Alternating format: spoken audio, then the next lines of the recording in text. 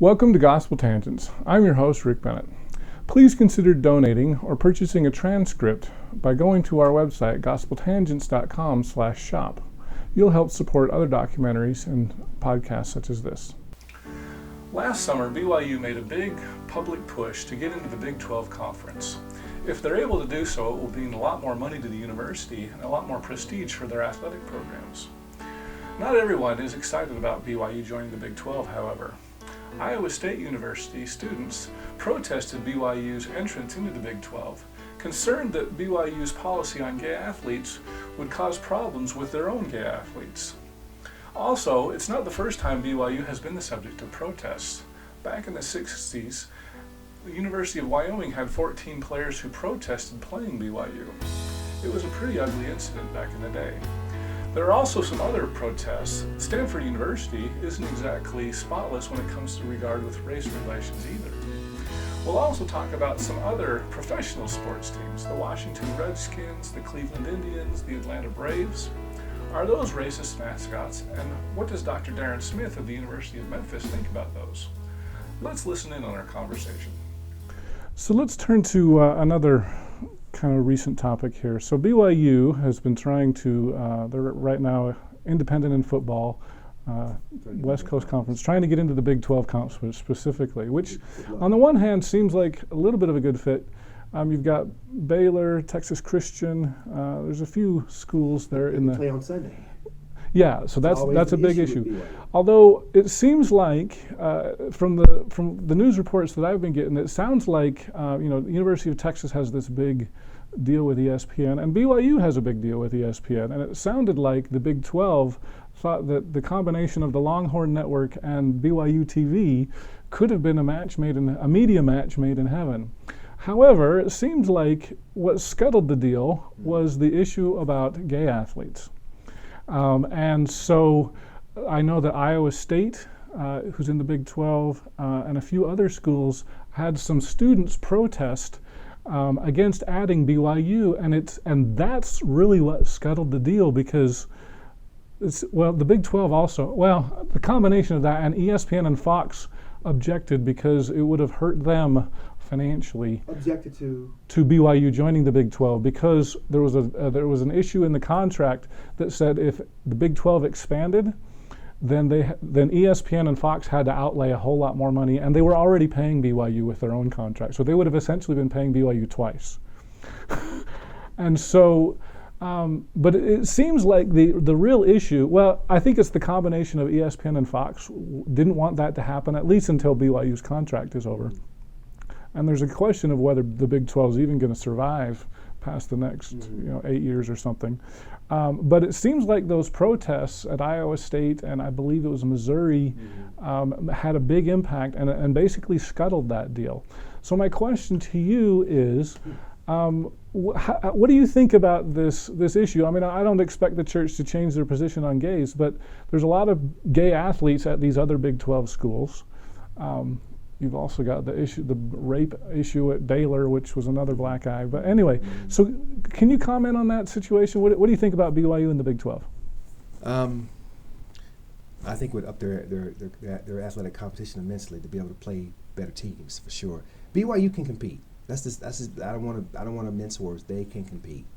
I mean, they got some of the best Mormon talent you can find anywhere that competes at a high level. So they need to move up into a different level, but that means we're back now. We'll go back to the recruiting issues. We're back to, those things.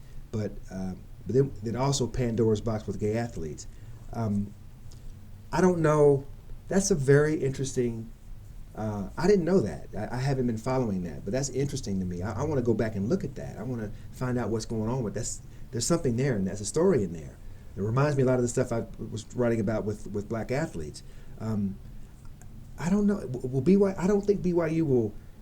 Why would they care about gay athletes? Why would they care? Why would other big schools care? Big 12 schools are concerned that their gay athletes are going to come to BYU and be mistreated. I got you. I don't. I can't see that. I don't see that happening. I think that they have enough sense to know that the world is watching them when it pertains to this kind of a thing. So I think that's I understand and I'm sympathetic to what the plight of the gay athlete is at these Big 12 conferences, but I think it's a little bit overstated paranoia, right? Well, let's talk about that, because yesterday at UVU there was a conference on race that you spoke at, and right before you got there we watched a movie called The Black 14 about Wyoming. A lot of people were going to see a lot of parallels between the black athlete of 1969 and the gay athlete of 2017. And so can you talk a little bit about, number one, what are the Black 14 of Wyoming? And let's talk a little bit about some of those other protests against BYU about their specifically policy about blacks. And, does that relate to the current gay issue that we have today? Well, I mean, it doesn't. It relates in terms of oppression, right? So oppressing people who are marginalized is bad, period. So it relates that way.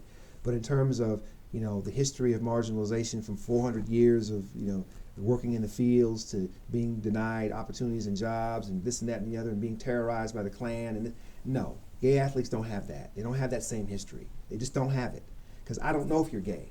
If you walk around and foreground your gayness in stereotypical ways that I've been conditioned to believe and know as a consumer of media, then yes, that's one way you can broadcast your gayness. If you walk around as an ordinary person, looking like what an ordinary person looks like without any identifying markers of you being gay, I wouldn't know unless you told me. So it's not the same history. It's a different history. I want to be clear about that. Gay rights is not civil rights. It's not. It's a different trajectory and a different history. So let's not conflate the two. What they share in common is oppression. That's what they share in common. But the histories of marginalization and oppression are very, very different. I'm not anti-gay. I'm not saying that to be anti-gay. I'm just saying to be correct about the degree of suffering here, right? We have a suffering card. It's a very big suffering card. I realize gay and lesbian folks have a suffering card, and transgendered people and queers and other folks have a suffering card too, right? But y'all's suffering card gets enveloped in race. If you want, in other words, someone who's black and gay feels the stigma of being black and gay 3 times more than a white person who's gay, simply because of the way the way blacks have been positioned and constructed in society. So I want to be clear on that. That's why I want to go off on a tangent. I want to be clear. This is gospel tangent, but I want to be clear when I say that about it. Not to say that I'm anti-gay. I don't want no hate mail from your listeners about me being anti-gay. I'm very supportive of gay folks, but I want to be clear about the degree of oppression we're talking about here. There's a difference there. So back to the question that you were asking me earlier. So let's talk about the Black 14 first. Black 14 were 14 young black men who in the 60s, like most predominantly white institutions, were starting to recruit black players. The WAC was recruiting black players in the 60s, mid to late 60s. So Wyoming had its largest group of black players, just like BYU did in 2004 or 2003. Largest group of black players come there. And during the 60s, it was a very difficult time in our nation's history with civil unrest. You've got the war going on, you've got civil rights, you've got women's rights, you've got all these different movements underway, right, during the late 60s. So blacks are wanting to assert themselves and they want to protest or BYU's position on blacks via the Mormon Church. So they're coming after BYU via the Mormon Church's position on blacks. BYU's a target. And all they want to do is wear armbands, which essentially signifies the fact that they, recognize the church as racist, and they want to show people that the church is racist by wearing these armbands. They say 14 on it. Well, the university had a cow. They had a cow largely because of Lord Eden, the coach, who was the coach at the time. Lord Eden, when he had heard wind or got wind of it before it even was announced, by the way, before they even showed up to the gym, he had inklings that this was going to come. This was coming, right? So he was prepared. So when they came to him, he already knew what he was going to say. So it was an overwhelming, no, we're not going to do that. We're not going to be political. Participation is not welcomed.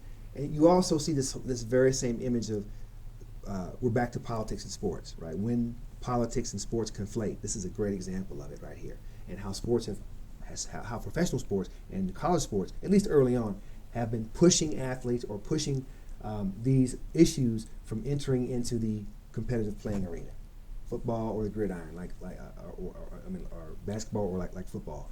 So these young men merely wanted to raise awareness to the treatment of the Mormon church's position on blacks, and they sought to protest it with their bodies, and they caught hell for it. So I was struck by the 14 of them. You probably at the end of the documentary, you can see the names of the individuals. I was in the documentary, by the way. Mm-hmm. I don't know if people realize that. So I was very fortunate to be asked to do that. But this what happened to these guys. After this, the lives where they went. Many of them didn't go on and play football. A lot of them. Two of them, I think, dropped off the face of the earth. They can't even find them. Two of them just disappeared. One of them died. Several of them are older. There's even tension between the 14. The way that one player, I can't remember his name, the lighter skinned player, the guy who came back the following year and finished his degree, forgot his name. There was tension with him and Mel Hamilton. Mel Mm-hmm. was the brother with the beard. I spoke to Mel Hamilton on the phone when I was doing the book. And you may find this very interesting for your listeners. Mel Hamilton's son is Mormon. He joined the church. I don't know if you knew that. I did know that, actually. That's but very yes. interesting. I'm glad you brought that up. A very interesting turn of events there. When Mel told me that, I was like, "Are you serious?" He goes, "Yes." I said, "Wow. I mean, tell me about that." I mean, and he said, "Well, it was shocking to me." I was like, but now I'm okay with it. I have to say, Mel actually spoke at BYU a couple of years ago. Did? Yes, yeah. A couple years ago? Yeah. Okay. Margaret Young invited him to speak and talk about the Black 14. Good. And so He mentioned his son, right? he did mention his son had joined the church, so that's how I knew that. But one of the things that he said was that he felt, even as a non-Mormon black man, that he played a role in the 1978 revelation. Oh, I have no doubt. And so my question to you is there were other protests besides this one in Wyoming. Yeah. Let's talk about San Jose and Stanford and some of those other things. Right. Are you tell us about Sure. those? I think the immediate effect of the Black 14 decimated the Wyoming program. That point is clear. They still haven't recovered from that incident. That was years ago. That wasn't the biggest thing, though, that really got the ball rolling. Is when schools started to cancel their games against BYU. Now you're talking money. Now you're talking millions of dollars going down the drain for not competing. And when you got the WAC coming after you, the WAC is telling BYU officials, can't you do something? Can't y'all just please something? Just y'all making the conference look bad. Can't you do? And remember, BYU helped to set up the WAC. BYU is responsible for the WAC even being in existence. So they got, what? No, we're not going to, no, So you got this tension going back and forth between administrators at BYU and the WAC, who is embarrassed by the attention they're receiving from the Wyoming 14, right? Bad press means low ticket sales, right? Means no contract or very little airtime. And that this is a business, as we talked about before. So they want to keep the business model rolling. The biggest blow came to BYU, not from the WAC, because I think they had some inroads with the WAC, but from Stanford. That was probably the biggest blow. When Stanford said, "We're not going to play y'all. We're done. Stop. If your God is racist, then we're not gonna. We don't want to be I'm paraphrasing. We don't want to be any parts of that." That really hurt BYU. Major school like Stanford backing out of competition was huge. That's enormous. Now I want to ask you a question about that. Back in was 1970 or so? Was it approximately late 60s, early 70s. Late 60s, early 70s. The mascot for Stanford was the Indians. Yeah. Isn't that Now the Native American tribes said, we don't like the fact that you're using Indians as your mascot, and so in 1972 they changed. Actually, they just said, we're just Stanford. And now they're the cardinal, the color, not the bird. They are just a color now. Right, okay. The Stanford Cardinal. Does it seem hypocritical of Stanford accusing BYU of racism? Very hypocritical. Very hypocritical. But it goes to show you where our level of thinking around these issues of race and indifference were during that time frame. The focus was on African Americans. Right, that was the focus. pull the beam out of your own eye before you turn the gaze on others. They didn't see that as a problem. Maybe they had permission from the tribe to use. No, they didn't. So that's why they're not the Indians anymore. That's even worse. Yes. So yes, that's enormously hypocritical. But isn't society riddled with hypocrisy all over the place, sadly. And since we mentioned Indians, we've got the Washington Redskins, the Cleveland Indians, and the Atlanta Braves. Right. What's your opinion on those? Are those racist mascots? Let's go with even the Dallas Cowboys. Is that racist? No, I don't think Cowboys are racist. I don't think no. If you're caricaturing Native Americans for profit, it's racist. If you're using their image to make money, their likeness to make money, it's racist. Simply because of the history of Native Americans and white people in this country has not been a seamless history. So much of the same racisms that destroyed black communities are the same ones that destroyed Native American communities, and banishing them to reservations and then exploiting their image, right, without their permission. Yes. So you would support, the Washington Redskins getting a new name? Yes. I guess I should note that the school just north of here, the Utah Utes, actually they do have permission from the Utah tribe. They do have or the Ute tribe. Permission. And the Illini of Illinois, I believe they have permission, as well as the Seminoles of Florida State. So I guess if it has permission, then you're okay with that? Racist. It's still racist. It's still racist. I call it commodity racism, right? Racism with a twist. I mean, yes, because you're still tapping into the same stereotypical ideas about whether you have their permission or not. You're still reinforcing a cosmology of racial indifference, or that these people are, set up for this type of endeavor, right? To be the fodder of entertainment.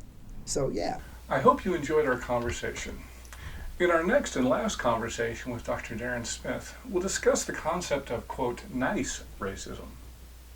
Utah, the nicest racist you'll ever find. It says it on this little bumper. It's really kind of cool. Yes, I mean, I think the lay public tend to think that racism is about individual acts of meanness, aggression, one race against another. Like, I hate you, Rick, you cracker. I hate you, Darren, you nigger, right? So that's what they think racism is.